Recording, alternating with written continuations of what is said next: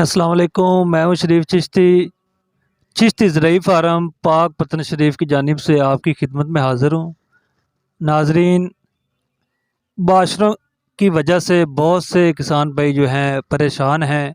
एक तो उनकी गंदम भी गिर गई है, गंदम की फसल जो है वो बिल्कुल पकने को तैयार है, बल्कि पक गई है।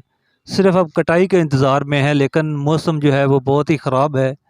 तो उसके बाद जो किसान भाई जिस वजह से वो परेशान हैं, वो इसलिए परेशान हैं कि अब जो पनीरी की वो काश्त कर रहे हैं, तो उस पे इतना बारिशों का पानी भर गया है कि पनीरी की जो जर्मिनेशन है वो बहुत ही ख़राब हो सकती है। तो इस बारे में किसान हज़रात बहुत ज़्यादा परेशान हैं कि अब जो पनीरी की जर्मिनेशन है वो होगी या नहीं होगी। अब इसमें 2 तरह के सवालात किसान भाई हमसे कर रहे हैं बार-बार। एक वो किसान भाई हैं जिन्होंने पनीरी काश्त कर ली है और उसके ऊपर पानी भर गया है बारिश की वजह से। तो वो बहुत परेशान हैं आया कि उनके बीज की जर्मिनेशन होगी या नहीं होगी।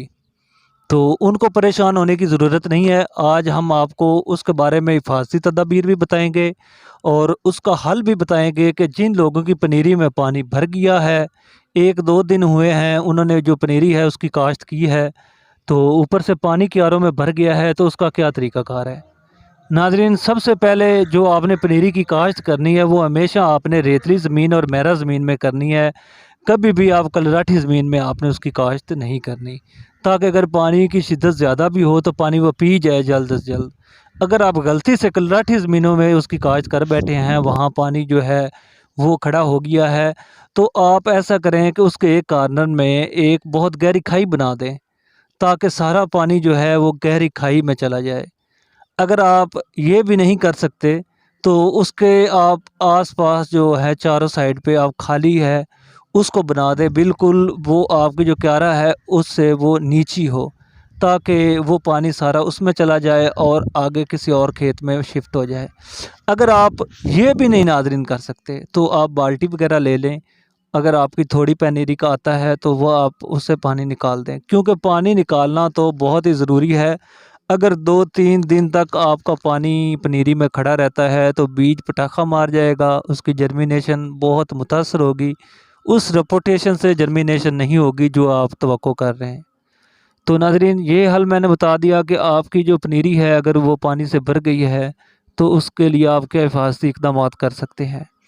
अब दूसरे किसान भाई इस वजह से परेशान हैं, एक तो जो फसल है गंदम है वो लेट होती जा रही है रोज़ बरोज़, हर रोज़ बारिशें हो रही हैं। तो जो उन्होंने पनीरी का खेत बनाया हुआ है, वहाँ भी उन्होंने पनीरी की काश्त जो है वो नहीं की है और वहाँ पे जो पानी है वो भर गया है। कुछ किसान हज़रात जो ये कहते हैं कि जहाँ पे उनका पानी भरा हुआ है, वहाँ हम बीज का छट्टा कर दें और ऊपर से रुड़ी डाल दें। ये एक बहुत बड़ा रिस्क है जो पिछली दफ़ा मैंने भी लिया था। पानी जो है वो खेत में खड़ा रहा, ऊपर से और बारिशें जो हैं वो शुरू हो गईं और जो बीज है वो हमारा ख़राब हो गया, गल सड़ गया और उसकी जर्मिनेशन बहुत मुतासर हुई। इसीलिए आपको अब इंतज़ार करना पड़ेगा कि हमारा जो खेत है वो लाज़मी हर हाल में खुश्क हो जाए और उसके बाद फिर हम उसको लेवल करें, जो जड़ी-बूटियाँ हैं उनका ख़ात्मा करें, उसके बाद हम उसमें बीज डालें। तो नाज़रीन, सबसे पहले जो पनीरी आप काश्त कर रहे हैं उसके लिए जगह का इंतख़ाब होना बहुत ज़रूरी है। मैं पहले भी कह चुका हूँ कि आपकी कलराठी ज़मीन नहीं होनी चाहिए, पक्के वट की नहीं होनी चाहिए, बल्कि आपकी ज़मीन कच्चे वट की होनी चाहिए जो ज़्यादा पानी पीती हो, रेतली होनी चाहिए। दूसरी बात आपने ये ख़्याल रखना है कि जहाँ आप पनीरी काश्त कर रहे हो, जो आपकी ज़मीन है वो ऊंची होनी चाहिए, ना कि वो गहरी खाई में होनी चाहिए। अगर बारिशें वगैरह ज़्यादा भी हों तो आप आसानी से उसका पानी जो है वो निकाल सकें।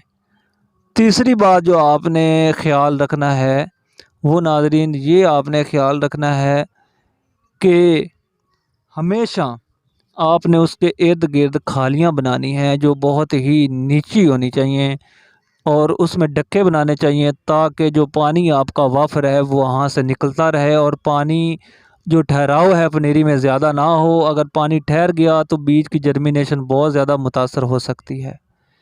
ये 3-4 बातें नाज़रीन जिसकी वजह से किसान हज़रात बहुत ज़्यादा परेशान थे। अब जिस वजह से वो ज़्यादा परेशान हैं वो ये है कि अब अगर हम उसकी काश्त करें, आज तकरीबन मेरे ख़्याल में 31 जो है वो मार्च हो गई है, कल 1 अप्रैल होगी। तो पिछली दफ़ा 4 अप्रैल को मेरी गंदम की कटाई हो गई थी और 6 अप्रैल को मैंने लाब लगा दी थी।